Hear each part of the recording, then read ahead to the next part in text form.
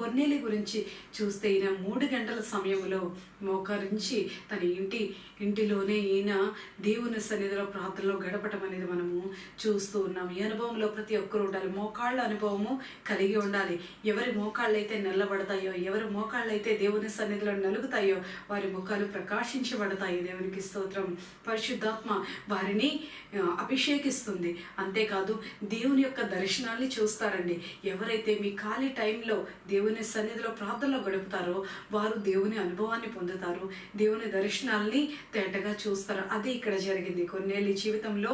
ఆ విషయమే మనం చూడొచ్చు. 10వ అధ్యాయం అపోస్తల కార్యములు 4వ వచనంలో చూసినట్లయితే ఆ టైంలో ఏం జరిగింది, ఈయన ప్రార్థనలో గడుపుచూ ఉండగా దేవుని దూత అతని యొద్దకు వచ్చి ఆయన్ని పిలుస్తుంది. కొర్నేలి అని పిలిచింది. ఈయన చూసి కంగారు పడ్డాడు. ఎవరు నన్ను పిలిచారు?